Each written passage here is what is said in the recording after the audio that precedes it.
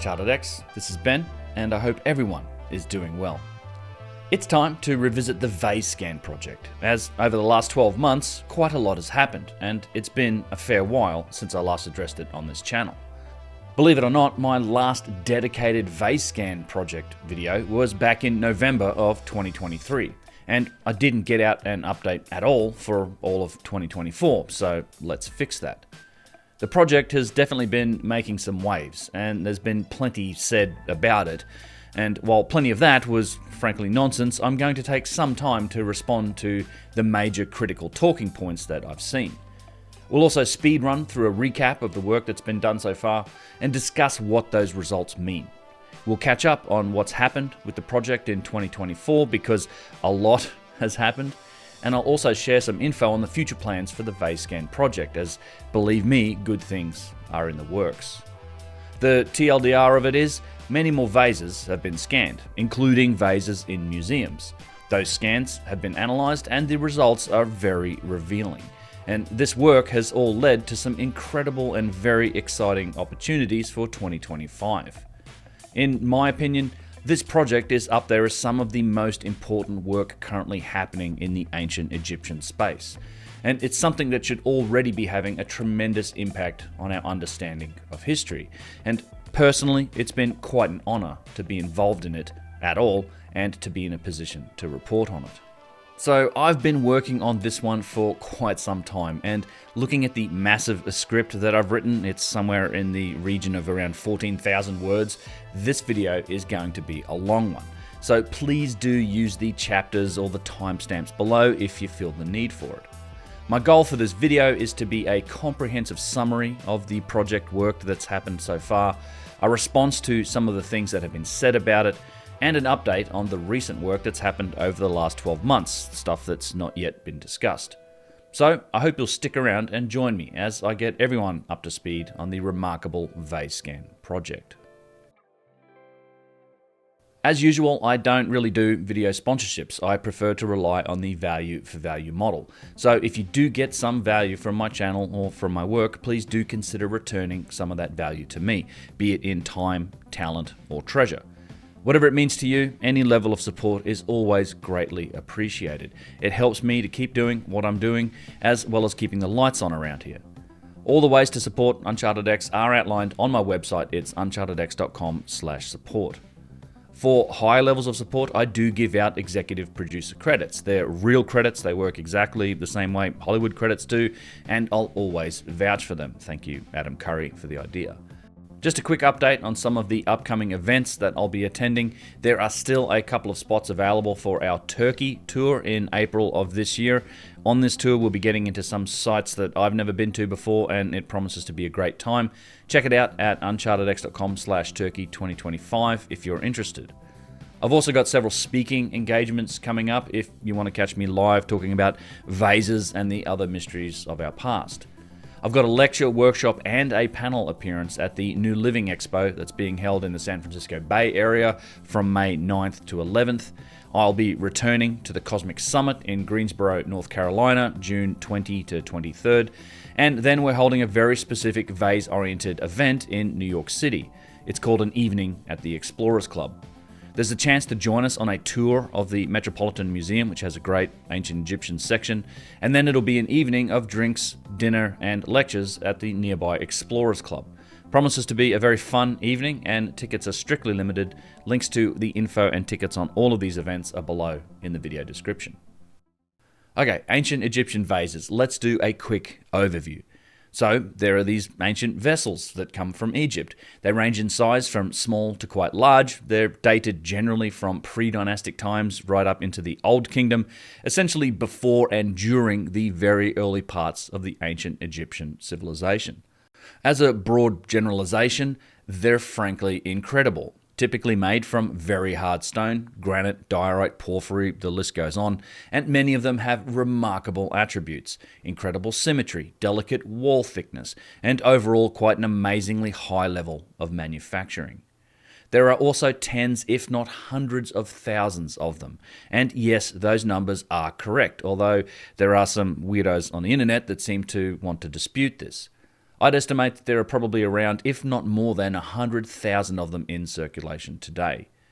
Huge numbers of them have been found, as is reported in the literal archaeological record from guys like Jean-Philippe Loyer, who excavated beneath the step pyramid of Saqqara in the mid-1900s. He recovered and documented between 40 and 50,000 of them coming from just that one spot. This isn't speculation, it's fact, and it's stated in textbooks, in museums, and it isn't remotely controversial. What's crazy is that Jean-Philippe Loyer wasn't even the first guy excavating the step pyramid. He was just the first one to document it properly. Who knows what was taken out of there in the decades before he began his work. The great Flinders Petrie himself collected several thousands of these vases over his long career. And when I say collected, that term includes buying already recovered stone vases from local vendors who were selling them in markets in the late 1800s.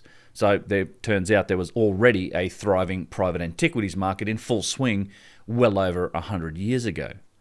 Some reports from the early 1900s claim that between 1,000 and 2,000 vases were extracted from sites like Saqqara in a single day.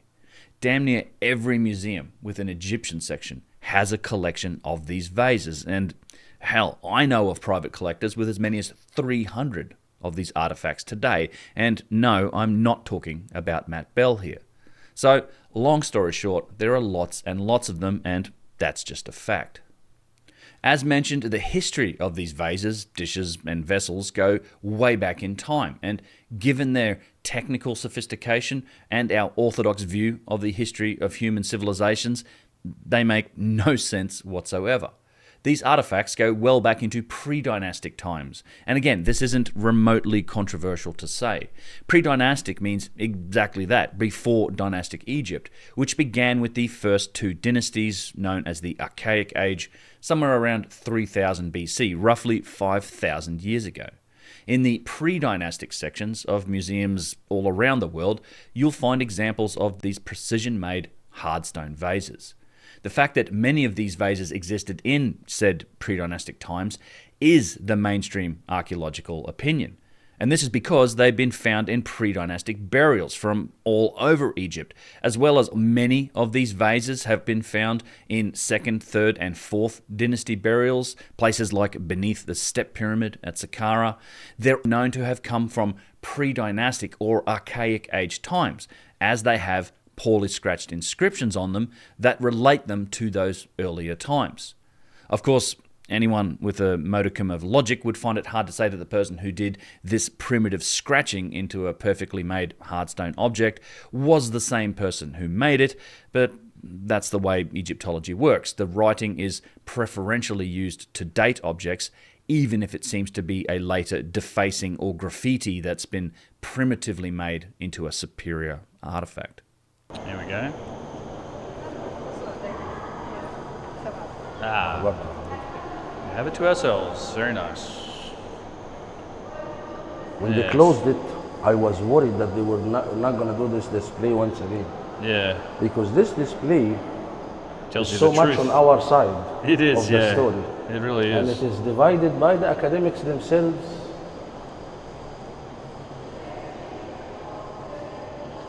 Like there are the writings of, I believe also, the archaeologist that was working here, Loyer, when he started finding things of the archaic age, or like the vases with the archaic age names on it. Yeah.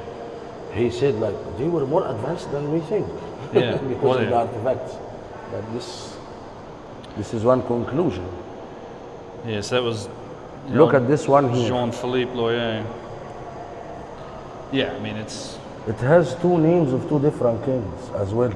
Ni-Neter and Hatshepsut.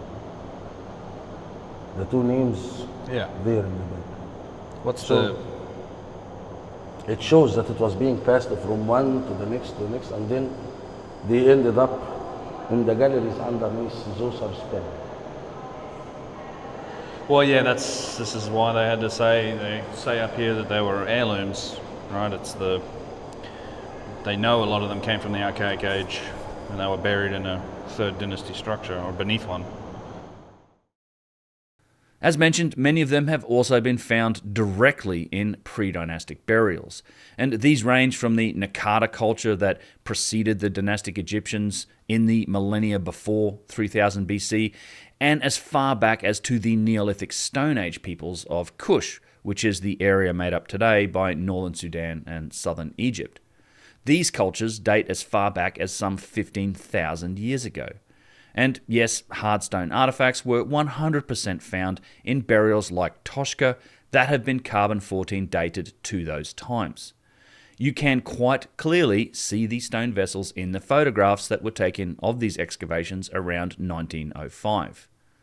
In several of these photographs, which are on display in the Nubian Museum in Aswan, Egypt, the stone vessels are readily apparent, contrasting against the primitive pottery, and you can even see the stone texture on some of them. Not only that, but you can also see imitations of stone vessels in these burials. This pottery vessel in this photograph, which is very similar to this one housed in the Nubian Museum, is just one of many examples that have been painted to imitate the swirls of breccia, a type of stone. And there's no question that this is in fact an imitation of harder stone vessels. Other pottery vessels have been painted to imitate things like granite or other stone types, and that these are indeed imitations is an acknowledged fact, mentioned in museums and by archaeologists. Again, it's not controversial. For example, you can read what the British Museum says about these imitation pottery vessels that are on display in their predynastic section. You can see they're attributed to the Nakata culture. Personally, I think you should be a touch skeptical anytime someone starts invoking magic, but the fact that they're imitations of hardstone vases is well established. So why am I making a fuss about this? Well, it's a bit of a meta point, but why would you make pottery imitations of something if that something wasn't known to the people making the pottery? Why would you make imitations of something if you actually were able to make the thing itself? The fact that we can see imitation pottery vessels in these photographs clearly illustrates that these people, who lived well over 10,000 years ago, were well aware of and in possession of these remarkable hard stone vessels. Personally, I think these imitations are there because they simply weren't able to make the hard stone vessels themselves. Everything we know about these cultures suggests they were exceedingly primitive, with no capability for advanced stonework. No other forms of advanced stonework are found in these burials, just artifacts like fishbone combs, beads, and hand-formed primitive pottery. The burials themselves are primitive, shallow graves with skeletons in the fetal position. So, how did these evidently primitive cultures end up with precision stone vessels in their burials more than 10,000 years ago? Well, as a culture that was working with primitive stone tools and making pottery, they would have immediately recognized the sophistication and elegance of finely machined, hard stone vases and bowls. They would have become important, prized, and valuable items. They would have moved through to the top of their social structures.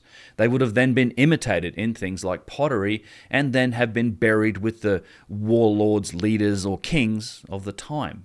And then we find them when we excavate them thousands of years later. Where did these people get them from, or how old could they really be? Who knows? Maybe they found them. Maybe they inherited them. Or maybe they robbed even older burials and claimed them for themselves. After all, this is exactly what happened in the early dynastic times. Pharaoh Djoser in the 3rd dynasty basically robbed older tombs to make his vast collection of more than 40,000 of these vessels. And it's an acknowledged fact. It's one that you can read on the walls of the Imhotep Museum, that many of them are inherited heirlooms that were recovered from other tombs or from earlier times. Despite the clear photographic evidence for these stone vessels and the clear logical evidence with the imitation pottery, some people seem to get all worked up about the claims that stone vessels have been found in 15,000-year-old burials. Well, we can't visit these sites anymore, as today they're all under the waters of Lake Nasser, the largest man-made lake in the world, which is there and flooded these sites as a consequence of the building of the Aswan High Dam on the River Nile in the 1960s. The reality is, these photographs are about all that's left in terms of records. The sites were excavated by mostly Harvard and Boston universities around the turn of the 20th century, and there's just not much to be found on the internet. There are some vague references to wares, which really isn't very helpful, as wares could be stoneware or ceramic potteryware. Now, personally, I think the evidence is clear here, but we are going to get to the bottom of it.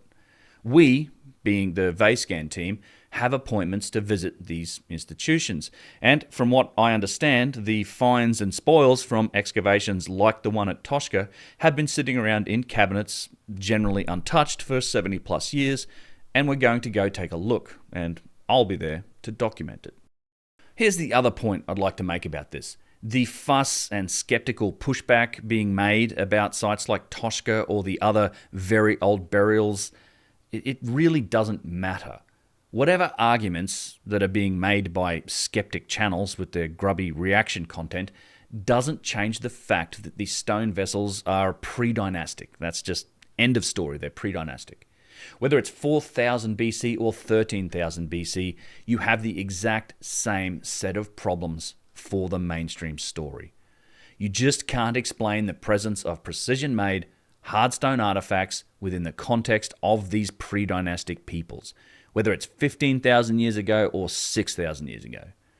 Quibbling over the details and making it the central point of YouTube debunkings is little more than a distraction from the real argument, a red herring, if you will. You're a communist! No, Mr. Green. Communism is just a red herring.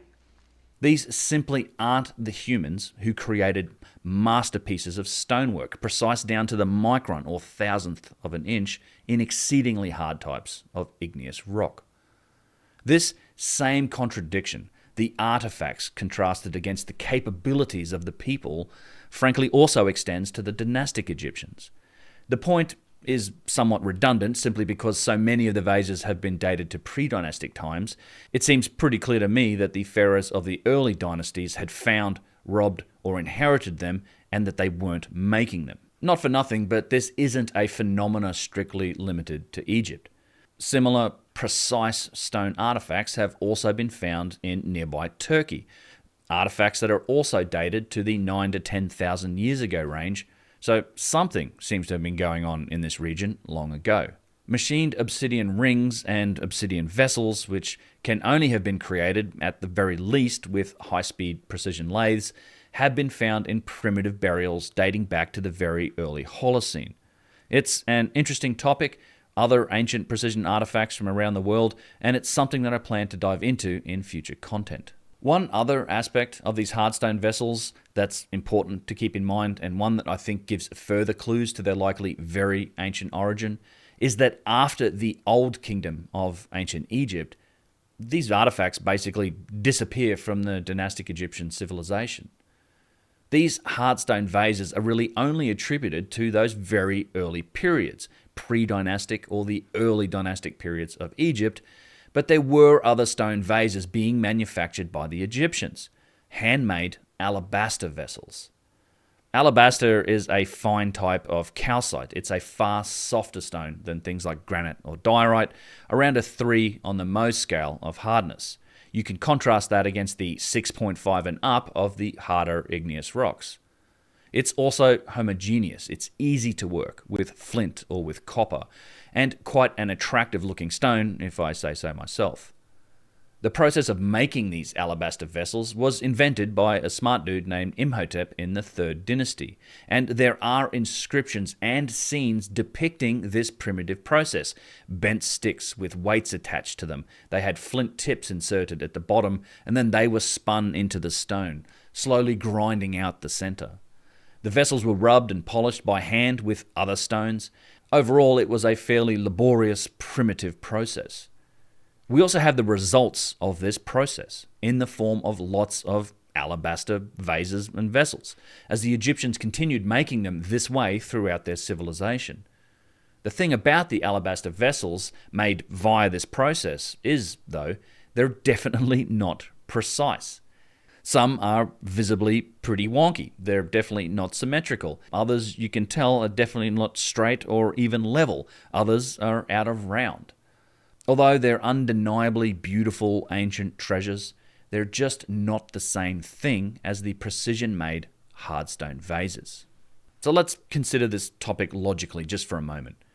If you think, as some people evidently do, that the dynastic Egyptians were capable of making the precision hardstone vases by hand, and that they were doing that, then why didn't they continue to do so? Why are there basically none of them attributed beyond the 3rd or 4th dynasties? Why keep making this superior product when you can replace it with a primitive process that uses bent sticks and flint to produce inferior, wonky, or uneven versions of the same thing in softer stone? Does that actually seem reasonable? Or, perhaps, as logic might suggest, were these early dynastic Egyptians doing the exact same thing as the pre-dynastic people, merely collecting and inheriting artifacts that already existed? This is a point that extends beyond the vases and into other categories of stonework. I call it the tale of two industries, and I discuss it extensively in this video. Alright, so context and background established, let's get into the modern developments. Our story starts at a point in time a couple of years back, sometime in the year 2022. I'm out happily walking my dogs, R.I.P. Ari, the bestest of boys, and I get a call from Chris Dunn. Turns out one of these granite vases had finally been analysed with modern technology. Adam Young, someone who I'm proud to call a friend and colleague these days, had acquired a pre-dynastic granite vase some years back and recently had it scanned using structured light, a relatively new technology that produces a 3D model of the target accurate down to under a thousandth of an inch. That is quite small if you want a reference point. A human hair is between 2 to 3 thousandths of an inch thick. So there's one of my hairs. Oh my God. I set it here on the plate. and I hit it with the indicator. Yeah. Oh, boom. There you go. You see about 2 thousandths of travel on the indicator. A sheet of regular printer paper might be somewhere between 5 or 6 thous thick. And look, for all the people in Europe right now currently throwing tiny tantrums, there are roughly 25 microns in a thou. The math isn't hard.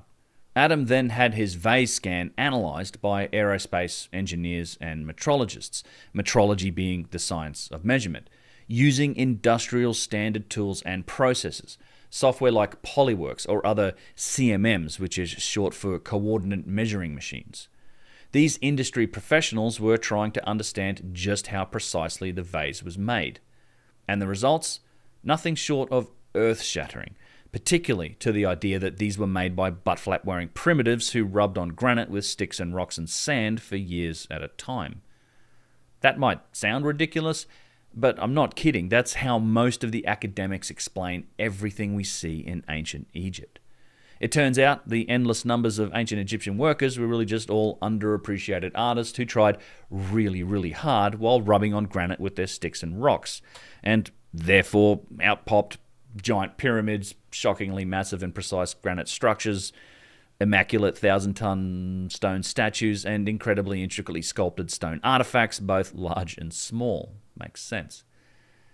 You'd be amazed how many people try and tell me this in comments or in social media, that they just tried really, really hard, man. As I said, and as silly as it sounds, it actually does echo the orthodox academic position. I know this, as I've seen it repeated by many leading Egyptologists or archaeologists. They simply took this in two hands and pounded the stone away, hour after hour, day after day. To our right, we pound, we work the granite down. This is how they made them, apparently. Watch out, you'll break it. And it's even something that I've witnessed firsthand. I was there in Egypt in a group who actually asked Zahi Hawass about the precision of the Great Pyramid. This was back in 2015 at the infamous Hancock debate. He basically said the same thing, that they were all motivated for Pharaoh and that they tried really hard. I've come to call this the National Project Bro response. The Apollo moon missions were also a national project, bro. I mean, lots of resources got pumped into the project from across the United States. The general population was motivated for it. They were behind it. But we didn't just all come together, try really hard, and just collectively throw some astronauts at the moon. There was some technology involved. Well, with the recent analysis of these precision vases, that whole idea, the National Project Bro explanation, is now unequivocally dead. It cannot have been done without significantly advanced technology. Cold, hard data doesn't lie, and the precision that we find in these ancient vases simply cannot be achieved with primitive methods. Certainly no one has demonstrated it. But Ben, there's this Russian lady who made a vase by rubbing on it for years. Yes, I know. It's lovely, and quite seriously, kudos to her for the attempt. It really is admirable, even if the effort was fueled with rage and hate. That said, and however, an attempt does not the precision vase make, and the result of Olga's work is not remotely the same thing as the ancient examples, nor is it remotely in the same ballpark precision-wise. And, as usual, there's some detail and nuance that gets ignored by the skeptics here. It turns out there seems to have been some cheating involved with the use of modern equipment, like a rotating table using precision bearings, and despite the fuss that's been made online about this effort, as far as I know, nobody seems to have actually documented the interesting parts of the work. Never fear, we will get into the actual numbers and we'll find out just how far off the mark these attempts are a little later on in the video. That said, while I'm responding to some of the things that have been said about the vases by so-called skeptics on the internet who really don't like the data we're finding, let me touch on something else. I can't tell you how many times I've seen my opinion, position, statements, perspective, whatever, misrepresented. Typically in very short comments like this one. Ben says you can't make vases by hand. Look at this thing this person did. He's a liar. That sort of thing. This is a tactic as old as time, and frankly one I usually don't bother responding to when I see it. It's called a straw man fallacy. A very simple misrepresentation of something that I've said, creating a statement or premise that I never made in order to argue against it. I mean, who would have thunk it that a simple tweet or a 2-sentence comment might not have any valid criticism against a 45-minute video that's full of nuance, context, and admittedly some pretty complex arguments. But seeing as we're here, we're in this video, let me make my position clear again, as it's never really changed. I have never said you can't carve stone by hand. I've never said that you can't grind through granite with copper or sand or anything of that nature, because of course you can. People work stone by hand and with primitive methods all the time, and they've been doing it for thousands of years. What I do say is that you can't get the same results that we see in some of these ancient examples with those primitive by-hand methods. The nice thing about about this display and all of these thousands of fragments of vessels that we see down here, you can see the difference between the handmade work and the precise, carved work. So these, see these alabaster vessels, they're handmade, right? They're thicker on one side, they're thinner on the other. They're not symmetrical. That's, the bottoms, you don't see a tubular drill implant at the bottom. This is the result of the manual hand turning, hand move stuff. And then compare it to, can you pass me that diorite piece? You compare it to what we see in the hard stone vessels, much harder stone. This is a fragment of a vessel that would have sat here. It has a flat bottom. You have a tubular drill mark in the center that's very pronounced. You can feel it where they cored this out, they snapped this core off. And then you see things, what I think is some of the most impressive aspects of these vessels is the tapering. So, on the base here it goes from thick and it gets thinner and thinner and thinner up the top. And it's just super consistent. And the studies and the scans of these vases, we can show that tapering is very hard to achieve in a three-dimensional format, but it's extremely consistent and symmetrical. So you compare the symmetry and perfection of this to that work, you can tell it's two different processes, two different industries, and then it's mixed together. And you get, even some of the alabaster though is also course, used with that process. This is the modern one, or like this is the newer. They're both ancient, of course.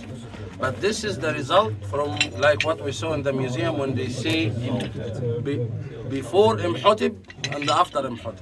So the tools That's amazing. that is reflected on the walls of the Old Kingdom tombs is behind this result. And the other ones, of course, we find from the prehistory time. And I'm not alone in saying that. Literally hundreds of actually qualified people agree. Just scroll through the comments on my vase scan or precision videos to see dozens and dozens of similar opinions from machinists, engineers, stonemasons, and artists, people who actually know what they're talking about when it comes to working in those materials or when it comes to machining hard materials with precision. These are not simple topics, and your average layman likely isn't going to have a good understanding of the nature of precision nor of precision machining in hard materials. It takes either years of practical experience or years of study to fully grasp the details here, and while I do my best to communicate what these results mean, it's perhaps understandable that it's typically engineers or qualified people who immediately get it. Because it's complex and because it's hard to understand, it also makes it very easy to either miss the significance of it or to even misrepresent the discussion. The complexity and perfection of the ancient results makes it pretty obvious why the detractors of this work would go right to misrepresenting the argument, because you can't argue with the data, and there ain't no replicating these results. I'm not just talking about precision here. There are many phenomenal attributes of these ancient artifacts that no one has come within a country mile of replicating by hand. What about the remarkable thinness of some of these examples?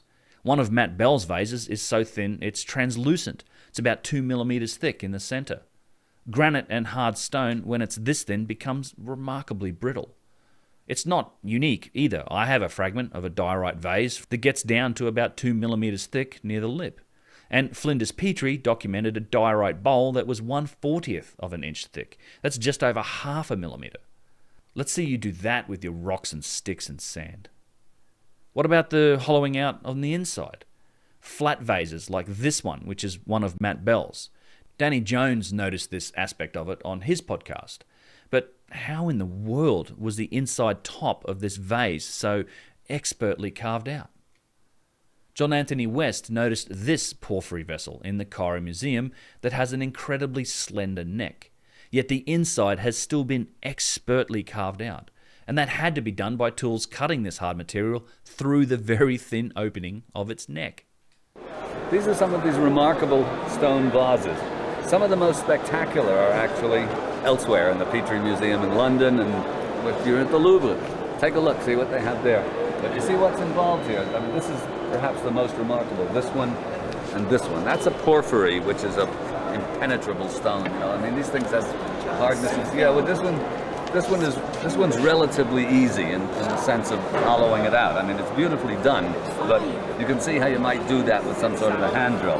This is something else again, because it's hollow on the inside, and the thickness of the lip is pretty much the thickness of the wall. These things are perfectly formed. Nobody knows how to do it. We don't know how to do it today.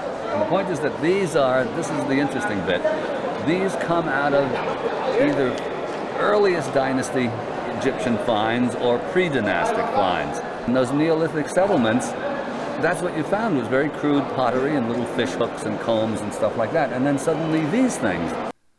This vase, by the way, is still in the same spot in the Cairo Museum. It's one of my favorite examples to show people the sophistication of ancient machining. Then there is the relative geometry of the vases, how accurately the different parts of the vase are aligned with its overall center line, the top of the vase, or with the bottom. Analysis has shown them to be incredibly accurate, as I'll cover shortly. Then there is the subtle evidence for elegant mathematical design, the radial traversal pattern, the significant ratios, all topics that I'll summarize in this video, and the list goes on. I'm reciting this list of attributes here because, as I said, when it comes to the skeptics and their reaction content, they never seem to address the nuance, the really difficult aspects of the problem.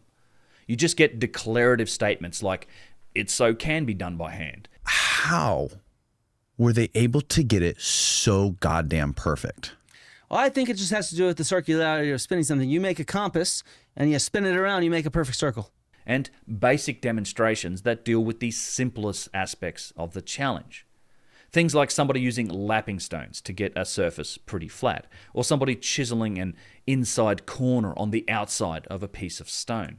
Or somebody spending 2 years making a handmade stone vase that looks kinda sorta like an ancient vase if you squint hard enough, but never addresses any of the precision or gets remotely close to replicating any of these other attributes of the ancient artifacts.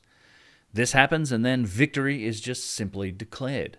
And it took them years. Well, okay, because and they did a terrible fucking job. It was awful. They had one that measures more accurate than the ones that Uncharted X No, had. they didn't. I watched the video. Well, they have several videos. You need to find one of their more recent ones where they actually make one where they do the measurements, and it's more accurate than the measurements Uncharted X had. Steve, you got to find it. It's bunk. None of it comes close to addressing the actual achievements represented by ancient examples.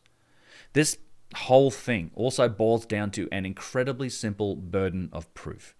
If you claim that you know how it was done, the burden of proof to demonstrate it is on you. I don't claim that I know how these things were made.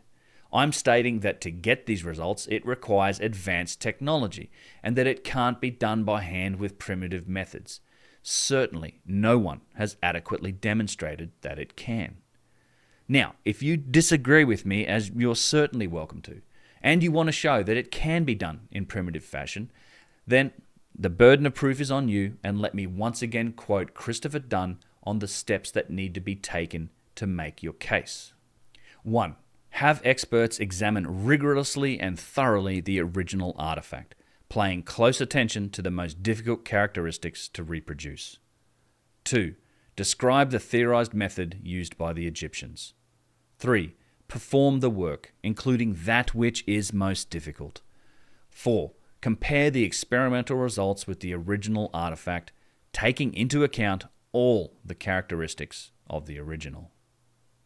In the case of the vases, this means including aspects like millimeter thickness walls, perfect relative geometry, mathematical design with embedded significant ratios, and of course, the precision and consistency of the actual artifact, including in relation to the mathematical design.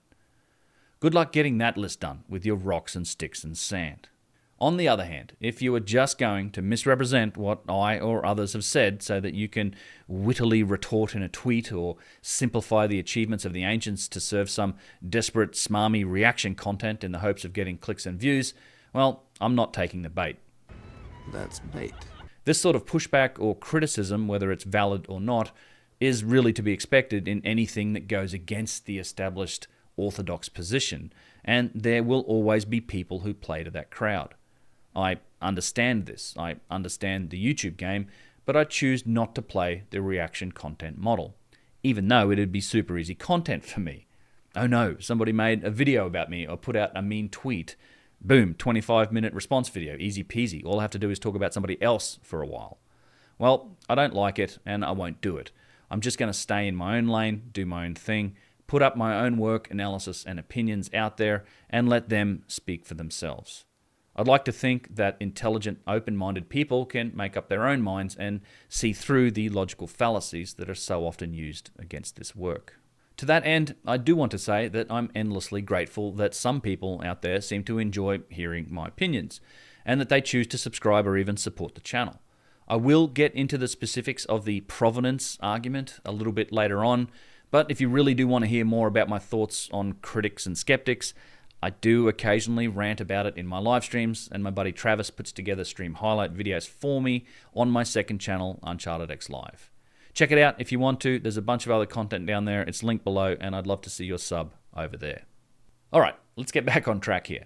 So, Adam Young gets his OG vase, the original granite vase, scanned and analysed by Nick and Alex, who are aerospace engineers and metrologists. The science of measurement, it turns out, is quite important in the aerospace world because shit needs to be precise in order for planes to fly. What's nutty about these vases is that the level of precision we're seeing in some of them is considered to be very high in terms of today's manufacturing processes, up there with levels that are typically only required for aerospace and other very precise applications. You don't get or need single-digit thousandths of an inch precision on your average slab of granite that's used for a kitchen counter. The OG vase was put into a Cartesian coordinate grid, your XYZ axis thing, and analysed in Polyworks for precision. Things like how accurate the relative geometry of parts of the vase were to the center line, or to the top lip, or to each other. How perpendicular is the neck of the vase to the top? How flat is the top? How well do the center lines of the lug handles align with each other and with the top of the vase? Measurements like that. They are all very much industry standard procedures for analysing precision parts. The only difference here is we're kind of working backwards, as with a modern part you'd have a plan or design to compare the actual part against. The results from this analysis were far better than anything we expected. Somewhat shocking, in fact, and it was the first real clue as to just how precisely these objects seem to have been made. This initial analysis was the subject of my first video on the Vase Scan project, this one, and it made some waves when I first put it out. I followed that up with a second video, taking a deeper dive into some of the geometric elements of the vase and the details of precision. Things like the lug handles and the body of the vase in between the lug handles. Around this time, I also had the chance to appear on the Joe Rogan Experience along with Jimmy Corsetti, and I talked a bit about the vases while I was on the show, and that certainly helped to get the word out. But we had frankly barely scratched the surface of this particular rabbit hole at that point, and I honestly wasn't able to describe it as well as I probably should have been. I hope to get the chance to go back on with Joe at some point in the future and revisit the topic, as a lot has happened since. One thing I do want to say is that I will be eternally grateful to Adam Young, who is the owner of the OG Vase, for being the driving force behind getting this project started, and in fact he's still the driving force behind it today. I'm also very grateful to him for something very specific, for agreeing to open source the scan data of his vase. It's available for download on my website, unchartedx.com, but it's his data, and I would not have shared it without his approval. Between open sourcing the data and the visibility of my videos and my JRE appearance, the word got out and began to get the attention of a lot of capable, interested people. Another person that I'm very grateful to is Danish cryptographer Mark Qvist, who saw these videos, got involved, and ended up putting in what had to be hundreds of hours of work into the scan models. Mark's an intelligent, independent thinker, and he unveiled aspects of the OG vase that, quite frankly, blew my mind. I think they represent some of the most significant smoking guns for advanced technology existing deep in antiquity, and they should be deeply impactful to the story of history. He published his findings in a couple of excellent written articles on his website, unsigned.io, that I can't recommend highly enough. I explored some of his findings in my third video on this topic. Now, while the title might seem outlandish, I assure you it's not clickbait. It's just logic. If you follow the data and the logic, the fact that these things are designed with mathematical sophistication and can only have been executed with the use of a Turing machine is an inescapable conclusion. Read Mark's article. Now, some of Mark's observations do take a little bit of understanding. At least, certainly that was the case for me. I'm not ashamed to say it, I had to read through his work several times and go through the math on my own like a toddler in order to get it, but eventually even I got it. Mark made a number of remarkable discoveries. They're all interrelated, and I'll try to summarize them here because they're important for our story going forward. His analysis is legitimately mind-blowing once you comprehend what it means, and I can't say it enough. I highly recommend reading his article for yourself and spending the time to understand it and truly catch what he's laying down. What Mark discovered was, ultimately, that this vase was designed. It was not the result of some primitive artisan eyeballing a piece of stone and then rubbing on it for years with rocks and sand. Not only was it was designed mathematically, elegantly, and it encodes mathematical and geometric principles which were, according to the mainstream story of history, as yet undiscovered by man during pre-dynastic and early dynastic Egypt. The design of the vase is most effectively demonstrated by something called the radial traversal pattern. To understand this, you should understand the geometric makeup of the vase, which is best demonstrated in 2 dimensions. The most widely used geometric primitive in the artifact is the circle. Arcs of circles are used to define most of the vase's features, as you can see here. Now here's the crazy part. The circular features of the vase are not made up of arbitrary different sizes. Instead, the radii of all of these circles are all interrelated with each other in a fixed ratio, and this has been executed with incredible consistency and precision. As Mark states in his article, there is one simple, elegant equation that governs the sizes of all of these circles, and from which the radii of all of the circles in the object can be generated. It's called the radial traversal pattern, and it's the square root of 6/2 to the power of n. Using this equation can generate the ratio between the radii of circles used in the construction of the vase.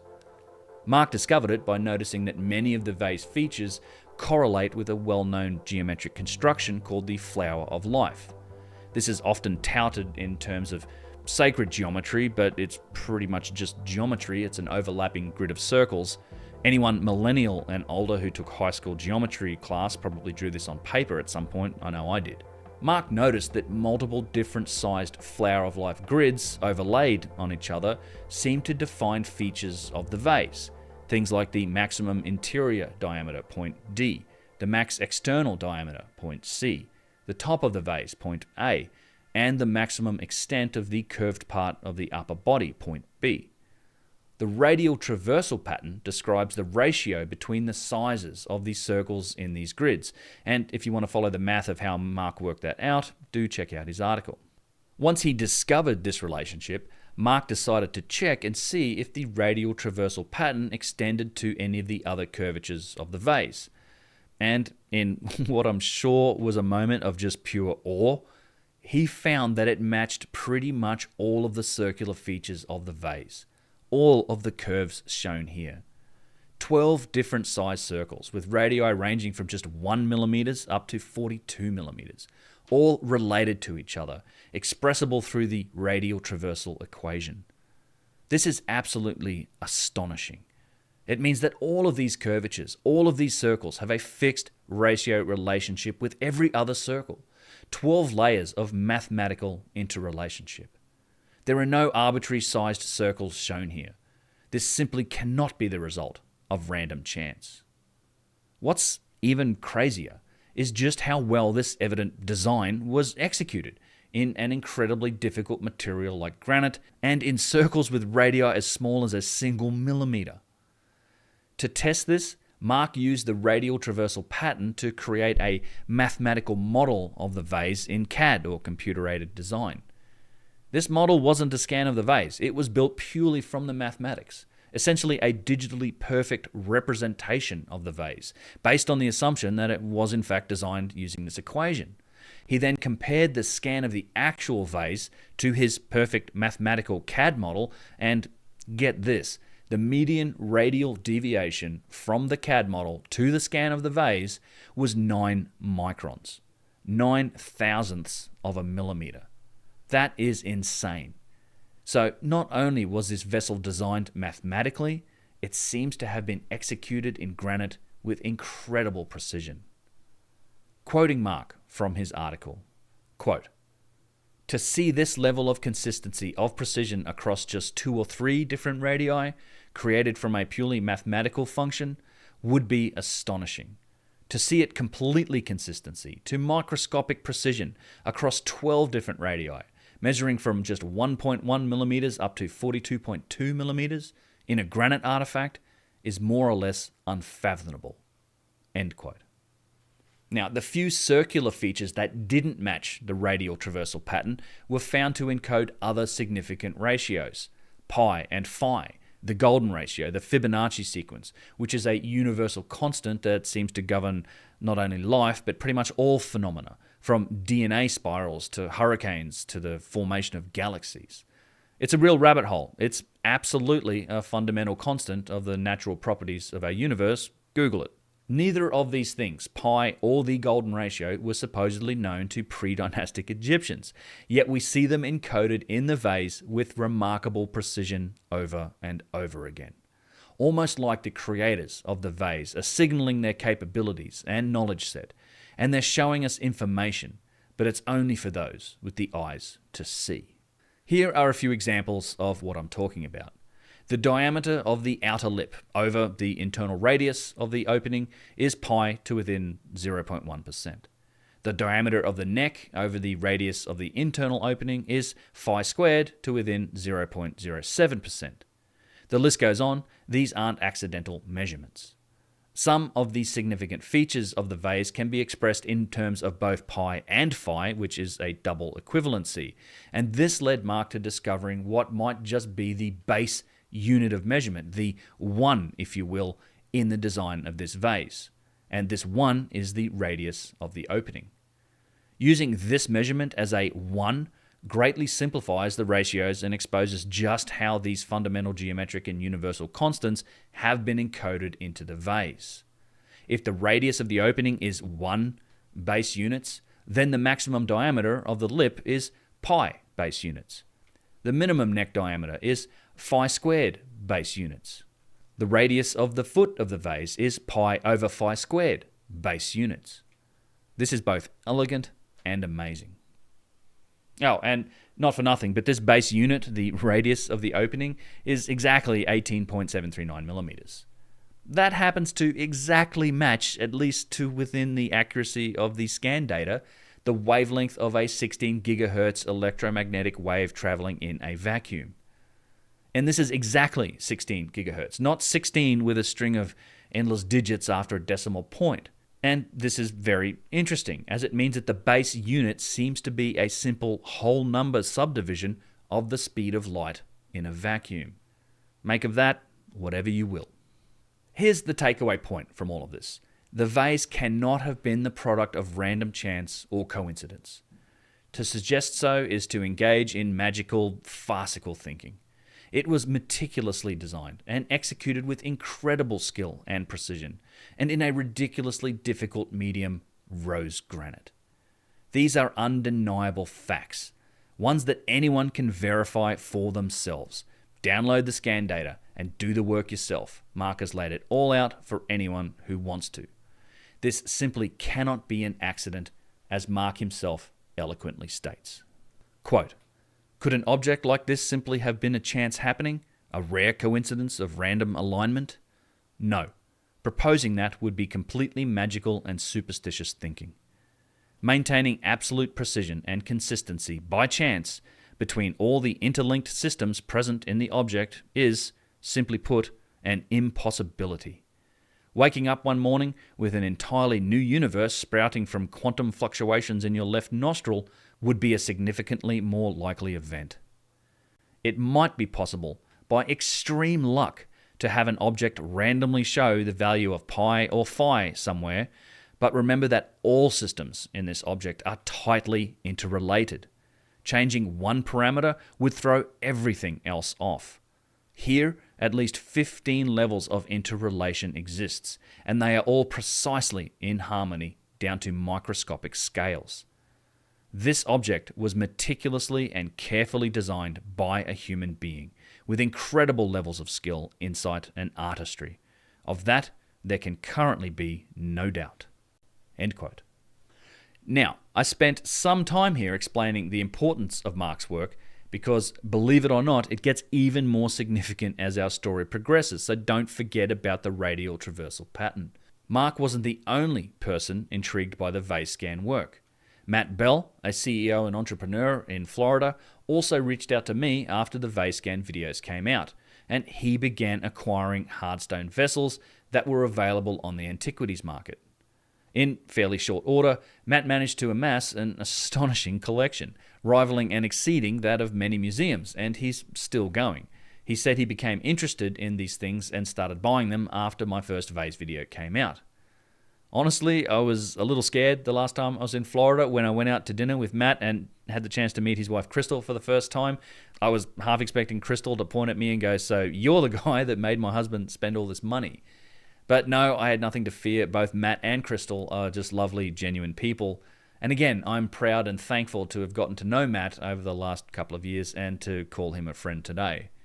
Not only has he significantly contributed to this work by having his collection scanned, analysed, and inspected, he's also dived headfirst into the podcasting world, setting up a first-rate studio and launching the Limitless podcast. It's an excellent production. I've been on Matt's show a couple of times. I was honoured to be his first guest, but since then, he's had a long list of very interesting people. Randall Carlson, Graham Hancock, the list goes on. So if you like podcasts, definitely check it out. Many of Matt's vases in his collection have been scanned using CT X-rays, which is a different process to structured light. It's more expensive and it's far more precise as it goes down to the micron or even sub-micron level, perhaps 20 times more detail and depth of precision than many structured light scanners offer. Thanks also to the penetrative nature of X-rays, it can image the inside of the vases, not something that you can achieve with structured light. But this isn't without its challenges. X-rays will bounce off quartz crystals and they can generate errant data points that need to be cleaned up in the scan. Some of the skeptic internet channels like to make a big fuss about this, calling it data manipulation, but they're just demonstrating their own ignorance here, as cleaning up scan results, no matter what the process is that you're using, is very much industry standard practice, and it's a required step. This is one of the many reasons why you need qualified and trained metrologists to do that work, and it's not something that just any layperson can do. Matt's scan results are very comprehensive, and many of his vases are, frankly, astonishing in terms of precision. I'll make a separate video talking with Matt and getting into the details of his reports. The engineering company that's doing the analysis gives results in both 2 and 3 dimensions, and just look at some of these figures on these heat maps. It's just incredible. Aerospace level precision in hardstone vases more than 5,000 years old. The most remarkable example of what I'd call extreme precision came from one measurement of this vase, a somewhat squished form of the genre. The diameter of the top lip of this vase, when measured in the X and Y axis, only differs by 4/10ths of a micron. That's 4/10,000ths of a millimeter. It's about 15 millionths of an inch. Yeah, let's see you replicate that with your rocks and sticks and sand and hate. So, at this point in our story, the individuals working independently or loosely as a group had collectively scanned a number of vases, and metrological analysis was ongoing. Chris Dunn, author of several groundbreaking books dealing with ancient precision and a lifelong precision manufacturing engineer and machinist, suggested that we come together in a real precision manufacturing metrology lab to do some physical inspections. And that's exactly what we did. We, being the vase owners, along with the aerospace engineers and yours truly, the interested YouTuber, all gathered in Danville, Illinois at Danville Metal Stamping, a precision manufacturing plant that manufactures parts for defense and aerospace industries. They have a metrology lab, and both Adam and Matt brought in several vases from their collection. It was a very rewarding experience for me, and I documented our time there and presented it in this video here. In a nutshell, we were doing the physical version with the physical vases of what's being done virtually in CMMs like Polycam with the scans of the vases. With a vase precisely centered on a rotating table or rotab, and using precision tolerance gauges that measure in increments of 0.005 of an inch, you can determine the overall accuracy of things like concentricity, roundness, etc. Other tools like precision calipers can determine things like wall thickness, and taking multiple readings gives us an indication of consistency.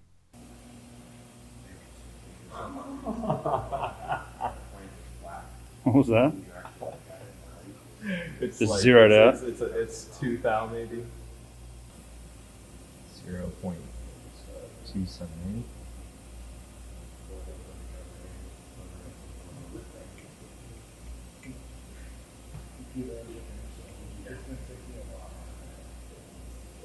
.280. I think that's good.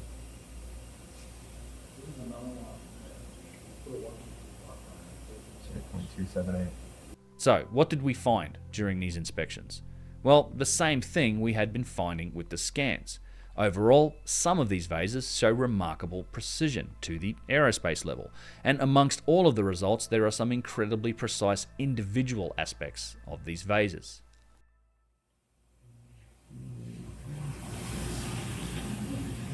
So you're right at the spot where it gets to the thinnest part of the wall. Right. There's a band that goes around here. This one's Yeah, well, that's what I'm looking to find is the low spot.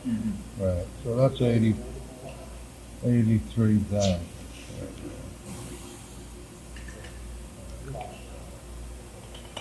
Right, 90 degrees. Which is a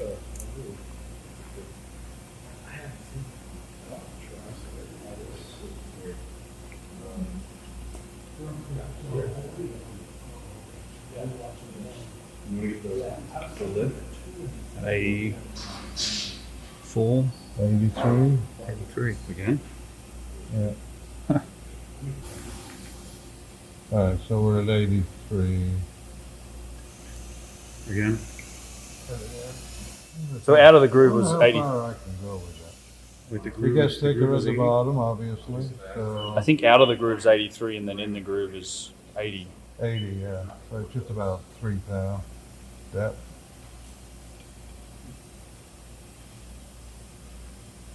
And that area right there is the thinnest part in it. Yeah. Yeah. So I think as far as round, concentricity, well, wall thickness anyway, we know what the concentricity is, but the wall thickness is Very consistent. In the Almost, middle. almost 1,000. Up to what? About 1,000. A thou. Thousandths of an inch, I would say. All right. Pretty consistent. Pretty consistent. You know, I'd like at this time to honor our ancestors and creators. Yeah. Can't go to Egypt and not be blown away by what they accomplished. No, this one's insane. Yeah. See? Yeah, impossible. Yeah. Well, not impossible, obviously.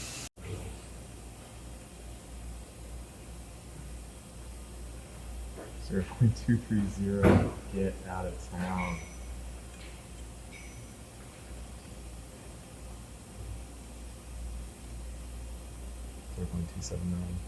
So, who was doing micro machining in 1968? Yeah. Let alone. That's one question to ask, right? Yes. Provenance. Oh, who was doing micro machining in the Middle East? Yeah, right, in 68.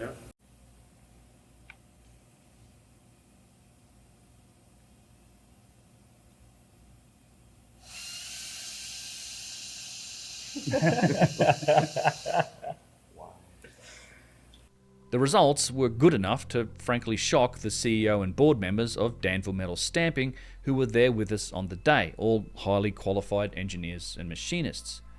This is, I think, always a good bellwether indicator if you're onto something, getting the opinion of people who have zero stake in the results and aren't aware of the context or even controversy surrounding any of these artifacts.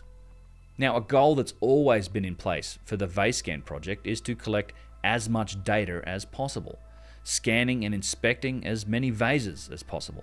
Frankly, the vases are just the beginning. We've also been getting some great access to other artifacts like Serapeum boxes and other precision artifacts, but that's a topic for a different video. Overall, the more data the better though, the more insights we'll be able to make, and existing assumptions and observations can be tested, qualified, and quantified. This includes scanning and analysing different types of vases made in different times with different processes. For example, as part of the Danville inspections, we also examined a marble vase made on a modern lathe in the 1990s as a comparison point. A report was produced from the Danville inspections. You can download it from the Vase Scan resources page on my website. The marble vase has a very smooth, highly polished exterior. It was made on a modern precision lathe in a far softer and more homogeneous material, marble, and it is in excellent condition without the obvious patina, wear, and surface damage evident on some of the ancient hardstone vessels. This marble vase showed a similar result to the ancient granite vases when gauges were applied to the outside surface, roughly 5 thou of variation on the row tab. It's worth reminding everyone here that granite is a very different material to marble. It's exponentially harder than marble, and it's exponentially more difficult to work due to its heterogeneous nature. All of the different minerals in the matrix that each have different levels of hardness. Mica, hornblende, silica, quartz, all bonded together at the atomic level, so that when you're working it, the hardness level varies constantly. Frankly, the fact that the granite vases, which were presumably made by hand with primitive tools, have surface variation results that are even in the same ballpark as this modern lathe-made marble vase only illustrates how ridiculous that presumption is. The Foundation assertion that primitive people made these artifacts by hand with primitive tools just does not hold up to any scrutiny. The superiority of the ancient examples truly shows itself when we compare the overall artifact, the complexity of carving out of the interior, and the consistency of wall thickness. In some cases, I think wall thinness seems to be a better descriptor. The modern marble vases only get close to these ancient hardstone vases when we're talking about the surface variation of the outside. When you compare wall thickness, the modern marble vase, again made on a modern precision lathe in the 1990s, is at least 25 times less precise. Overall, it's anywhere from 2 to 5 to 6 times as thick as the ancient examples. Vases like this one, the translucent or thin-walled vase, which also happens to be one of the most precise, would have been excruciatingly difficult to manufacture. The stone again gets very brittle when it gets this thin. Think about glass. A cube of glass is quite solid, but a thin pane of glass shatters. Yep, here it is. It's physical, incontrovertible proof of just a remarkable ancient achievement. Now, about the same time as the Danville inspections, the scans of some of Matt Bell's vases were being put through the same sort of mathematical analysis that Mark Qvist did on the OG vase. And look, right here, this is where I think the true smoking gun was found, or should I say the biggest one yet, at least in my opinion. As astonishing as the findings on the OG vase were, the evidence for design, the radial traversal pattern, the geometric and universal constants that are encoded in its ratios and measurements, was it possible that we were just looking at a unicorn?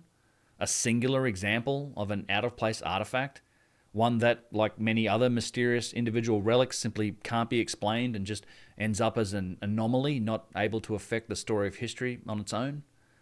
Well, it turns out, no, it's not a unicorn. Because analysis showed the exact same elegant mathematical design principles and encoded data in several other ancient granite vases. The same radial traversal pattern, the square root of 6/2 to the power of n, very much seems to be a design element of 2 other vases that have been analysed. The thin-walled vase that we've looked at, as well as the spinner vase, both made from rose granite and classified as predynastic. The circles shown in these diagrams, with arcs that match many of the circular features of these vessels, can be determined by the radial traversal pattern. Looking at the spinner vase first, when CAD-generated geometry with mathematically perfect ratios, determined by the traversal function, are compared to the measured data from the scans, many of the ratios match very closely indeed, sub 1% margins of error, which translates in real-world measurements to low single and double-digit microns, or thousandths of millimeters. This is the same exercise Mark Qvist did with the OG vase, and it seems to indicate that this vase, like the OG vase, was designed, partly at least, with fixed ratios, and it was executed to that design with stunning levels of precision. One of the best matches was the ratio between the inner and outer measurements of the top lip, D and E respectively, whose ratio matches the square root of 6/2 to the power of 2 with a margin of error around 0.09% or 0.02 to 0.03 millimeters, roughly a single thousandth of an inch. Another example, the ratio of the radii between the circles that make up the same inner lip or opening D and J, the curvature of the top of the lug handle, is the square root of 6/2 to the power of 2 to within 2 or 3 microns. I mean, it's basically a perfect match. Now, not everything on the vase matches the radial function. It's very much a process of trial and error trying to find ratios and measurements that match. Some are off by a millimeter or two or have a few % margin of error. Given the precision of other matches, my suspicion here is that the radial traversal pattern just wasn't used to generate these features. As with the OG vase, we can also find encoded significant ratios that embed pi and phi. For example, the body width of the vase is a function of phi squared. The radius of the circle matching the curvature of the base over the body radius is phi squared with an error margin of 0.005%, or in real-world measurements, 0.0029 millimeters, just a tiniest fraction under 3 microns. That the vase has been designed is really not up for debate here. Trying to say that all of these matches, plus the matches from the radial traversal function, are purely accidental is genuinely farcical. It gets even crazier when you consider some of the other design features of this vase, and this little detail might just be my favourite aspect of it, as it explains the vase's spinner nature. See these 3 large circles that make up the vase body? They're all the same size. They overlap ever so slightly, one to the left and one to the right that form the bulges of the body, but the center large circle overlaps the other ever so slightly towards the bottom, protruding by a single millimeter, which gives it the tiny contact patch and the ability to just spin and spin. It's an amazing feature. The whole vase being perfectly balanced on this tiny tip means it has to be incredibly well made, symmetrical and consistent. There are other vases with this same feature. A larger granite vase in the Egyptian Museum displays the same thing, although they do keep on hiding this thing on me. They move it around, they put it in off-limit areas in dusty cabinets. I go on treasure hunts every year, sneaking around trying to find it, and I can only hope that it gets prominently displayed in the new museum in the future. Although, having visited the gem, I'm really not that impressed with how they've displayed or approached the topic of the stone vases, which is a rant for another day. Moving on to the thin-walled vase, it too has measurements that match the radial traversal pattern. A good example is the height A over the width B being the square root of 6/2 to within 0.05%, or around a thou, 23 to 29 microns. Along with the traversal pattern, there are also lots of significant ratios encoded into this vase, pi and phi with low margins of error. Combined with its already remarkable design and execution, granite machined down to a translucent 2mm, there is no chance that this vessel wasn't designed. Quoting from the analysis paper, quote, "As with the first vessel analysed, A2, the OG vase, the possibility of this vessel existing in the world is essentially 0%, unless you allow the use of very sophisticated equipment and knowledge in its manufacture. Most surprisingly was the fact that almost all of the prominent features of the vessel could be calculated by the use of phi and the square root of 6/2 ratio. This, together with the clear uniformity of the total shape of the vessel, indicate a design process where a design for the vessel was first created on a device unknown to us, whereafter it was transferred to some machining process." End quote.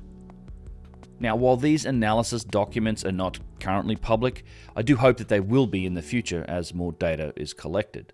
The scans for these vases are available on the Vase Scan resources page on my website, and the analysis is certainly repeatable for anyone with the skill set. This type of work is difficult and time-consuming, but it's important, and I very much hope analysis like this will continue to happen on more vessels as the dataset increases. When I saw these results, I knew that I was looking at something truly significant. Cold, hard evidence that leaves no doubt that these vases were designed and then executed with incredible precision in very difficult material. I don't know how to express just how groundbreaking I think that these findings are. Here is real, incontrovertible proof that something very sophisticated was going on long ago. You can't challenge the data itself. The scans are all available. And if you have the capability, you can work out the math for yourself. There's no black box involved here. If you take this data for what it is, then it should have a seismic impact on our understanding of the capabilities of ancient civilizations. Of course, not everybody wants to take this data for what it is, and several people very much seem to dislike the implications of it and have gone on personal crusades to debunk the findings any way they can.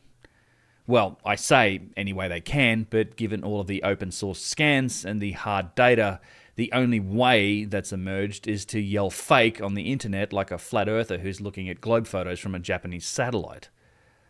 No one is able to argue with the actual data, so it generally boils down to noisily trying to discredit the origins of the artifacts and distract the audience away from the significance of the findings.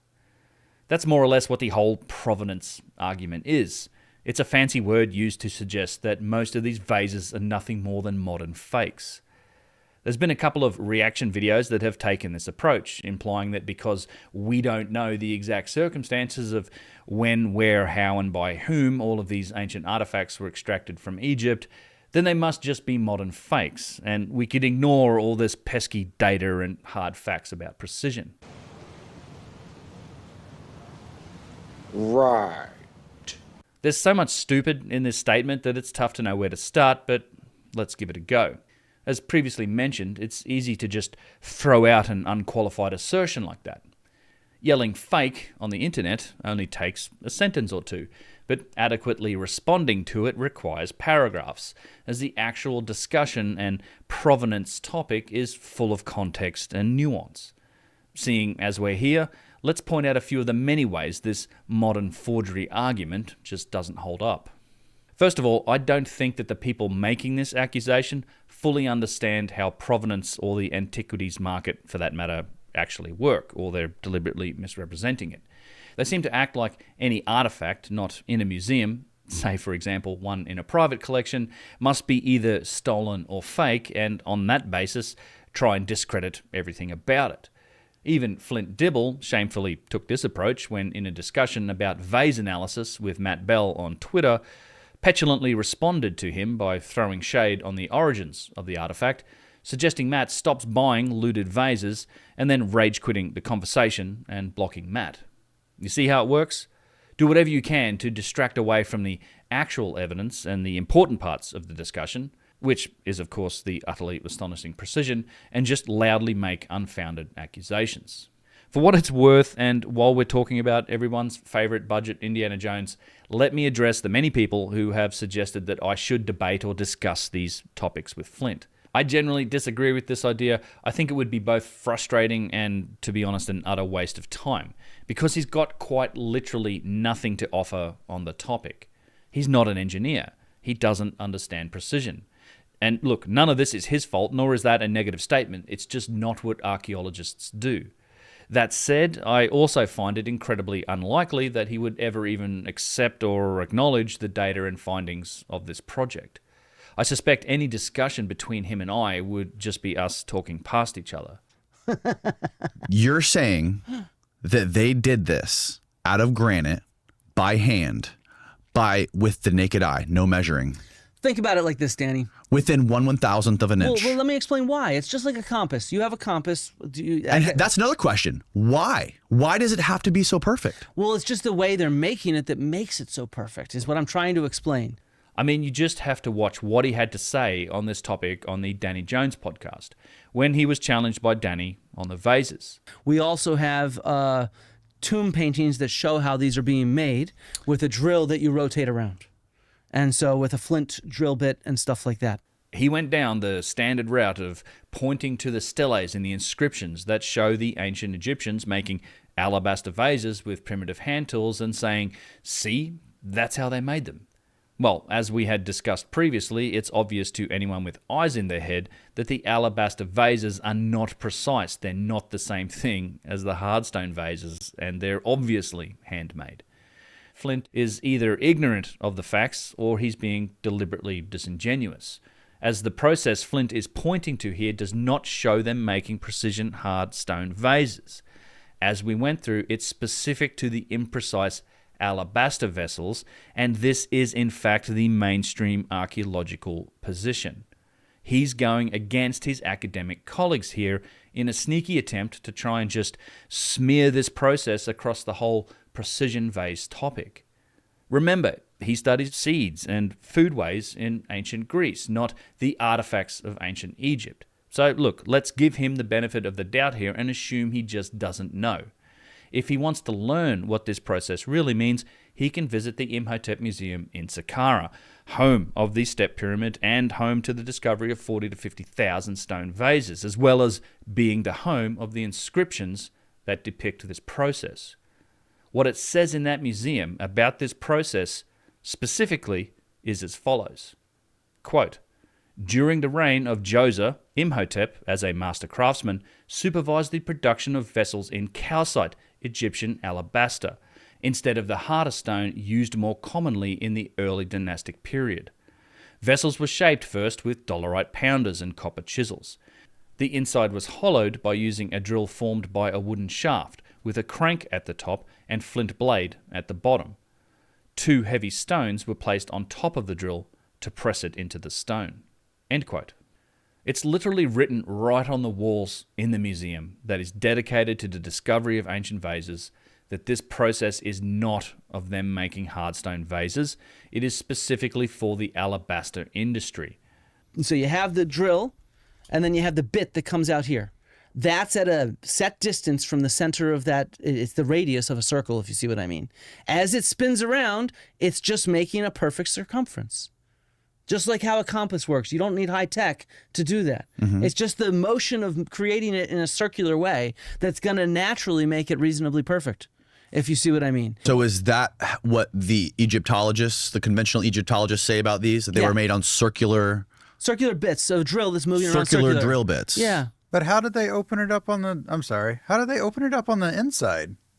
Well, you put something in and then you attach it. So there's a wooden thing going in, and you attach the drill bit on it so that it circles around. If you're making wood, the thing you're spinning is wood, and stone is attached. It's almost painful that I have to explain something that seems so obvious. The alabaster work is clearly the result of a primitive process like this. The hardstone vases are, on the other hand, precise, perfect, infinitely more difficult to make, and just as clearly not the result of a primitive process. The museum even breaks them into different categories for you on other sides of the same room. If you need more practical examples, you can visit any of the alabaster factories on the West Bank at Luxor, and they will proudly demonstrate to you the exact same primitive technique today, working in alabaster, albeit with steel tools. You know what they're not doing in these shops?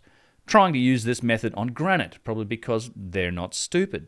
It's not all bad though. I did find it fairly hilarious when Flint tried to use his hands to demonstrate just how you could rub a wooden stick between your palms and achieve aerospace level precision in granite and diorite. So if nothing else, thanks for the giggle there, Flint. Returning back to this provenance topic, the idea that artifacts not in a museum can only be stolen or fake is, of course, nonsense.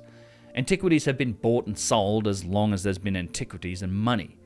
Museums acquire artifacts from antiquities markets and dealers all the time. Tons of stuff in museums is on loan from private collections. You see those little plaques all the time. This collection is graciously on loan from this old, stupidly rich person who doesn't have room for it in the castle anymore.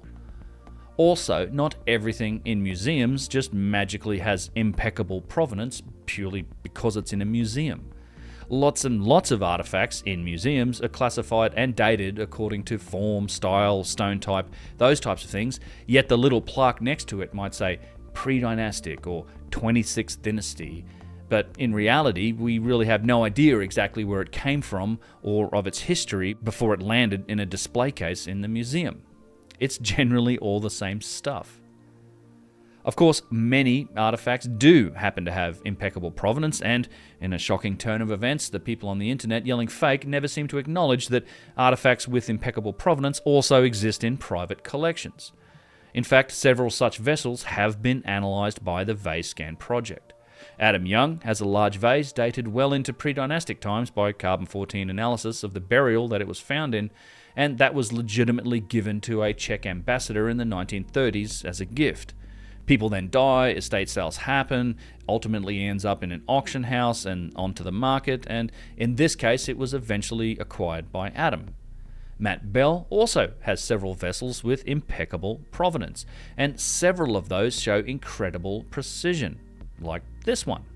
It goes back to 3650 to 3550 BC, so you're talking about a stone object that's essentially perfectly round. It's over 5,500 years old and predates the lathe by over 2,000 years. It's made out of serpentine.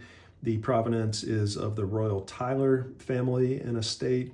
He lived from 1884 to 1953 and was basically collecting in the 20s, as I understand it. And it does have some of these marks on the top up in here, similar to the thin-walled vase. So I want to just show you the precision of this thing real quick. If you look at the lip and measure the lip, you've got 1.736 inches. Flip it 90 degrees, rotate to check the roundness, and closed in on it. 1.7375, so 1.5 thousandths of an inch deviation between the X and Y axis on the lip. So super precise, super old, and really a unique artifact. It's kind of stupid that I have to keep saying it, but it's always been a stated goal of the Vase Scan Project from day one to get into museums, to analyze as many artifacts as possible, and to analyze those with the best possible provenance. That work is ongoing, and it's gaining traction. In 2024, Adam Young and other members of the Vase Scan team spent 2 days in the Petrie Museum in London, using structured light scanners and doing photogrammetry on a number of artifacts. According to the curators of that museum, the many thousands-strong collection in the Petrie Museum, which is a teaching museum on the grounds of the University College of London, only represents the bottom 5, maybe 10% of Flinders Petrie's artifacts, his teaching stock, if you will. The good stuff he gave to his benefactors, his friends, or kept for himself, much of which I'd wager is still in private collections. I guess they must be fake then. The analysis work from this field trip is still ongoing, but here are the cliff notes from Adam Young directly. At least half the vases they analysed are precise, meaning they're in the same ballpark, low single-digit thousandths of an inch, as the other vases previously detailed on this channel. I wonder what the skeptics will have to say about that. Finally, let's look at this fake claim from a logical perspective. Logically, claiming these vases are modern forgeries makes zero sense when you consider what we know about them. The people making these claims never seem to want to deal with the fact, and yes, it's a fact, that these vases are, as we've established, incredibly precise. Think about it. If you're going to make fakes to sell on the antiquities market, why go to all that trouble and expense to make them so precisely? What about the radial traversal pattern? Why design them with such subtle mathematical elegance? If we were to make these today as they are, they would cost an absolute bomb, and it would take our best 5-axis machines, burning up expensive tooltips to grind into granite. You simply wouldn't go to these lengths if they are purely for profit. If you're just making fakes to sell on the antiquities market, then why not just pump them out from a Chinese lathe shop? They'd never be super precise, but who cares? No one was doing precision metrology or deep analysis on these vases until very recently. Let's not forget that even the least provenanced vases do still have histories going back to the 1980s or the 1960s. That's still 40 to 60 years of known history. That's back in the times before we had computer-controlled 5-axis CNC mills. Do you think we could have made them with the precision that they show back then? Maybe, but it would take an incredibly talented craftsman, as these vases with their lug handles have very complex geometry. You can't just make them on a lathe alone, and in fact, evidence suggests that they had to have been made on a machine with 5 axes of freedom. Again, check out this video or Mark Qvist's article if you want to dive into that topic. Also, and I swear this is my last point on this, back in the 1960s or the 1980s, vases like these just weren't worth very much, certainly relative to other antiquities. And that held true right up until fairly recently, really until I started publishing my vase videos. Before the true significance and precision of these things was discovered, unadorned plain stone vases really just weren't very valuable in antiquity markets. People want statuary, carvings, or things with writing on them, artifacts that can readily and obviously be identified as coming from ancient Egypt. It's just way easier to flex on your fellow aristocrats that way. They're also extremely difficult to make compared to other potential fake antiquities. I don't think working in granite is particularly fun for anyone. The fact is, you just couldn't have made these in the 1960s or the 80s with their precision and sophistication and made any money by trying to pass them off as genuine. Now, I'm not saying that fake antiquities don't exist. They certainly do. But usually they're paintings or tile mosaics or things that are worth much more money and that can be made far more easily than 6-inch tall, geometrically complex, insanely precise granite goddamn vases. So, I don't think that arguing that these vases are fake makes any sense whatsoever. Certainly not when you're considering the precision or the mathematical design that's behind them. Honestly, it doesn't even matter anymore, as this whole fake accusation can only really be levied against a small subset of the vases that have been scanned. At this point, many of the scanned vases have just excellent provenance, or they've been ones that are in museums, like those in the Petrie Museum. Speaking of scanning things with excellent provenance, something else very interesting happened in late 2024 when I was in Egypt for a few weeks. For several days at the end of my trip there, I was joined by Adam Young, Carolee Poker, and Kyle Allen, and we had a structured light scanner with us, capable of scanning objects down to 0.02 millimeters resolution, which is just under 1,000th of an inch. And we took this thing on some special permission accesses and scanned some very interesting sites and artifacts in Egypt. Here's us going into the Serapeum in the pre-dawn darkness, as well as scanning the inside of a Serapeum box. Here we are scanning the remarkable granite box with a limestone liner that's found at Abu Sia. And we're also here scanning the amazing granite box found beneath the pyramid of Lahoun. As far as scanning vases go, how do you think the whole fake argument is going to hold up when here we are literally 150 feet below the step pyramid scanning large fragments of hardstone vessels that are still there, and these are fragments that have been there for thousands of years? What happens when some of these turn out to be precise, as I expect them to be, just as some of the vases in the Petrie Museum were? Additionally, we scanned some of the obviously imprecise handmade alabaster pieces, the other half of my Tale of Two Industries. While we were also in Egypt, we scanned some modern handmade vases, just like this one, which is a beautiful piece made by Yusuf's brother Jacob with handheld power tools, not on a lathe. These will all be useful data points in the analysis to come. This all happened very recently, and the analysis work is both time-consuming and ongoing, but it'll definitely be shared here on this channel when it's ready. More to come on these topics. So going forward, 2025 looks set to be a very exciting year for this project, as while I can't talk about the specific details, very good things have been happening in the background. The wheels are in motion for the team to gain access to what you might consider the holy grail of vases to scan. I'll leave it at this, but I'm expecting big things from 2025. One other player entered the Vase Scan game in 2024, and I want to thank Dr. Max Zamilov for his interest in this topic. Max is a PhD engineer and physicist. He taught at Penn State University for 8 years and eventually left academia to start his own business, Maximus Energy Company, and do his own nuclear fusion research. You can find his work, the articles that I'll reference here, and his research into nuclear fusion on his website, maximus.energy.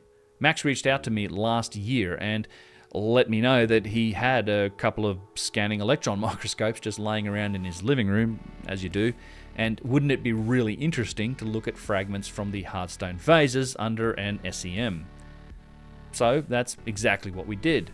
SEMs are a particularly interesting tool because not only do you get very high magnification levels, but they also give a readout as to the elemental composition of material. It was an intensely interesting couple of days looking at vase fragments with Max's cool toys, and I'll be making a video dedicated to the results. I still need to talk to some geochemists and increase my own understanding of what we found, and really what we didn't find. The main takeaways were that these samples were very clean in general, very little contamination at all, and most significantly that there was zero copper anywhere. According to mainstream Egyptology, copper tools are absolutely in the stonework toolbox of ancient Egyptians. Also, given that generally all of the vessels are tube drilled as an initial step, you can actually see the tube drilling mark at the bottom of many of them. And given that these tube drills are explained by Egyptologists as the result of grinding with sand and copper tubes, you'd expect to see some copper here in the form of microscopic pieces embedded in the stone. But nope, zero copper, zilch, anywhere we looked. However, that's not to say that we didn't find anything. We did find some other interesting metals, particularly in the tool marks from the tubular drills, as these areas were of particular interest. Metal is very reflective under the electron beam in the SEM, so it's easy to see when it turns up. Across all of the 6 or 7 fragments we looked at in the SEM, we found evidence for and combinations of tin, zircon, zinc, iron, and, remarkably, titanium. Titanium wasn't even discovered as an element until the 1800s, and it certainly wasn't used in anything outside of laboratories until the 1930s. Yet we found it in multiple spots on these vase fragments. In places it seemed to potentially be an alloy mixed with iron, and on one piece we found what seemed to be a 20 to 30 micron wide fragment that was embedded in the stone, inside a grooved tool mark. The metals that we found did not appear to be naturally occurring oxides. We weren't getting returns for the other elements that you'd see in oxides. And sometimes you could actually see the pieces, particularly the larger titanium piece, and it seems unlikely that these are here purely due to contamination. The various metals and the combinations of them that we found have some interesting possible industrial applications, at least in our modern world, but that's just speculation at this point. So, what does all this mean? I'm not exactly sure yet.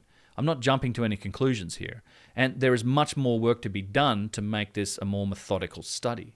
I think the true significance of this is the lack of any copper, but it's a good initial starting point for some more research, which is ongoing.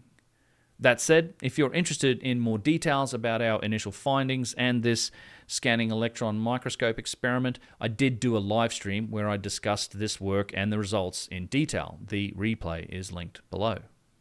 Max Zamilov also analysed the scan results from Matt Bell's collection of vases and vessels.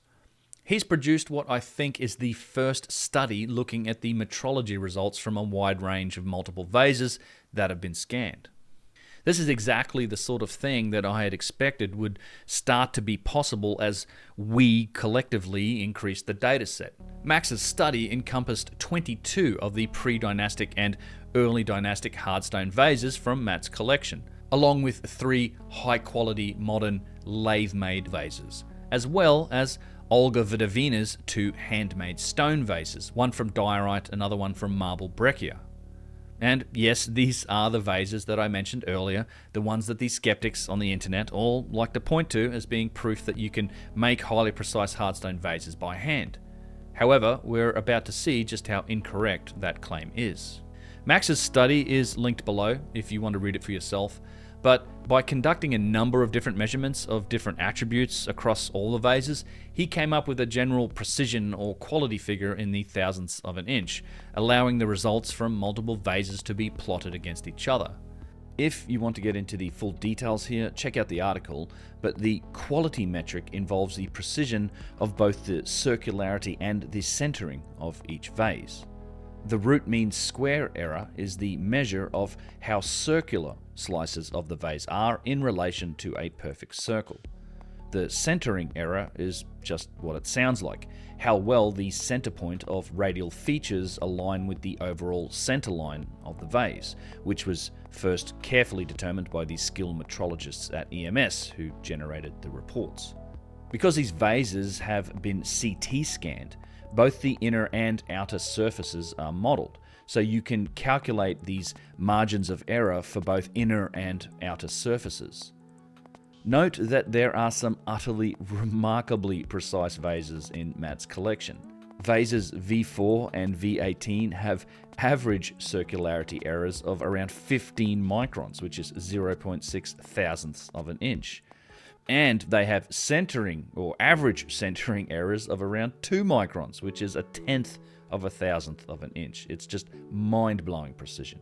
The overall quality metric here is the sum of the circularity error and the centering errors in thousandths of an inch for both the inner and outer surfaces of the vase. In my opinion, this is a good way to do it, as there are lots of ways to measure the precision or quality of a vase, and this is a reasonable attempt to include the various attributes found in these artifacts and not just the variation of the external surface. This includes the circularity of the internal cavity, so how well was the inside of the vase machined. The quality metric also includes the centering error, and this is an indicator of just how accurate the relative geometry of the vase is, which, if you recall, was a big part of the analysis of the OG vessel in my first videos. So let's see how well these vases stack up. 22 ancient hardstone vases, 3 modern lathe-made vases, and the 2 handmade vases from Olga Vidovina. Note the logarithmic scale on the vertical axis of the graph. There is more granularity here in the lower half, the distance between 1 and 5 thou, 5 to 10, etc. And the numbers go up more rapidly on the top half, 25 to 50 to 100 thou and beyond. Some interesting conclusions arose out of this. Looking at the ancient vases, it's clear that there are 2 classes of artifacts. Ones that are generally very precise, showing the sort of aerospace level precision that we focused on with the initial vase scan work. The other category is generally less precise, at least an order of magnitude away from the more precise examples. This result mirrors the results from the Danville physical vase inspections, that there seems to be 2 categories of stone vases. It's honestly also in line with what I've always said about these vases, that not all of them are very precise and that we just don't know what's precise and what's not until things get measured and quantified. Now we're finding out. I've always maintained that you have to be very careful about what you say can and can't be done by hand, and when it comes to precision, you don't really know until you measure. Ultimately, the important thing here is that lots of the vases are very precise. This sets the benchmark and the burden of proof for anyone claiming to know how these were made thousands of years ago. Once you break it into 2 categories like this, precise and imprecise, we can make some more interesting observations. The modern lathe-made marble vases just squeeze into the precise category, around and exceeding 10 thousandths of an inch, about what you'd expect with a modern lathe. The ancient artifacts get down to averages of under 5 thou, some as low as even 1 or 2. The observation here is that even using our modern tools like precision lathes and working in far softer and more homogeneous material like marble, we are still 2, 3, or even 4 times less precise than some of these ancient granite vases. Not only are the ancient vases more precise, achieving these results in granite is exponentially more difficult than in material like marble. So what happens if we try to make a vase in granite using modern tools? Well, Adam Young has sought an answer to this very question. He took the scan of one of his more simple vases, one without lug handles, and he asked a modern granite processing plant to try and make a copy as precisely as they could in the same material, rose granite. This company has more than 100 years' experience machining and working granite. They used the best lathes they had, and they just core drilled out the inside rather than trying to accurately hollow it out. The results?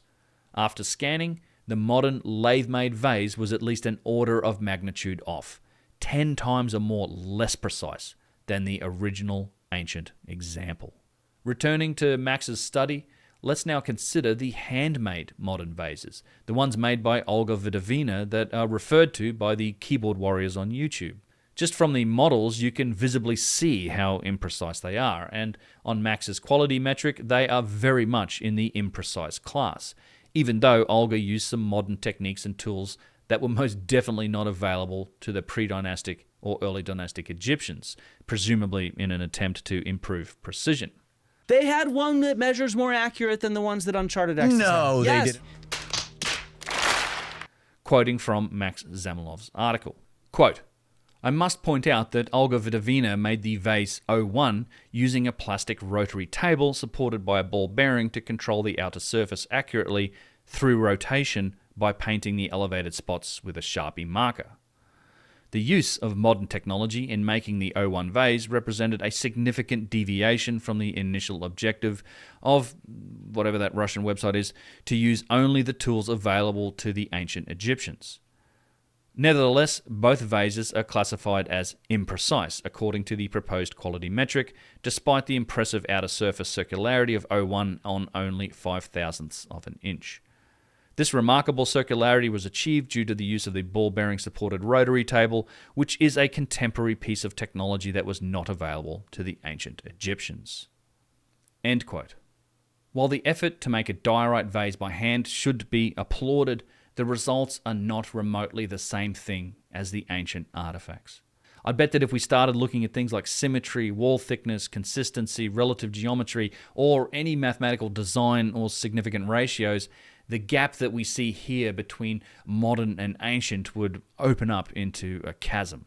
Max's conclusion here is that the quality of modern handmade objects is obviously not the same as some of the ancient examples, mirrors what I've said about this very topic, and not just about vases, but really about any of the inexplicable stonework in ancient Egypt.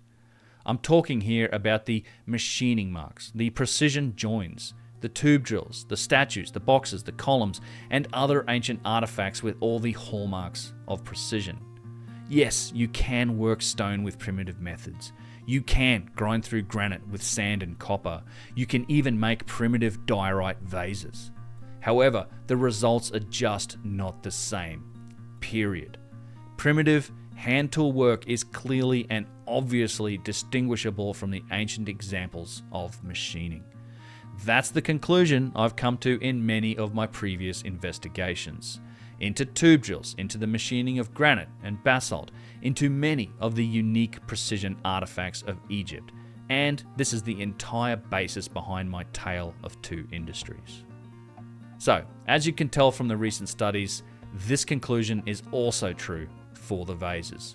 Working by hand with primitive techniques, heck, even with some modern techniques like rotabs thrown in, you cannot achieve the precision results that we find in the ancient vases, let alone the other impressive characteristics like millimeter wall thickness, elegant mathematical design, or astonishing accuracy in relative geometry. To me, all of the recent metrology, scanning, and analysis has only served to deepen the mystery around these artifacts and make the conclusions drawn from them even more inescapable. The Vase Scan Project is proving that something very sophisticated indeed did occur long ago, and it just can't be explained any other way. In my opinion, any honest appraisal of the data here should lay the groundwork for a serious reinterpretation, even a rewriting of history. I believe these precision vessels provide the link through their machining and their precision to other larger artifacts, and they make the possibility of a much longer timeline, one filled with inheritance, renovation, and reuse, far more likely than our current explanation that primitive people barely out of the Stone Age just tried really hard and somehow made magic happen. Combine this new data with the evidence for cataclysm, the evidence for longer and more complex human timelines, and with the cultural evidence for precursor advanced ancestors that comes from ancient civilizations themselves, and we're left with a simple conclusion. It's time to rewrite the story of our origins and of our past, and time to take an open-minded look at all of the new evidence, with all of our scientific capability, and to see where it leads. I actually think doing this is important for the future of humanity, but that's a topic for another day. So, a lot has happened in 2024. This video turned out to be a lot longer than I expected, and no doubt I still have plenty of work to do to follow up with some detailed deep dives into the various activities that took place. Things like the scanning electron microscopy work, the scan work in Egypt, the Petrie Museum, those sort of things. I also think we've managed to thoroughly spank some of the skeptical objections to the vase scan work, even if I believe that the whole fake argument didn't really hold any water in the first place. As we move into 2025, even bigger things are going to happen. Details are still being worked out, but there is significant inertia and official legitimacy behind this work now. And believe me, institutions around the world are starting to take notice. The data-driven, scientific approach being taken by the professionals involved in the project is helping to unveil more and more layers of detail into one of the most mysterious aspects of the ancient past, and I remain entirely privileged and honoured to play some small part in that. As always, I want to extend my deepest gratitude to my patrons and my supporters. You guys are keeping the lights on around here, and any support is greatly appreciated. An extra thank you to the executive and associate executive producers of this episode, and if you're interested in those credits or in supporting Uncharted X through the value for value model, all of those details are on my website, unchartedx.com/support. I also want to acknowledge and thank the dedicated people who are participating and contributing in one way or another towards the Vase Scan project. Adam Young, Matt Beall, Max Zamilov, Mark Qvist, Stine, Carolee Poker, Kyle and Russ Allen, Yusuf Aoun, and anyone else that I've missed on that list. I hope you all enjoyed this video. If you're still here, thanks for watching it this far. I've got a lot of content in the pipeline here, so hit that sub button and stay tuned in 2025. Cheers, and bye-bye for now.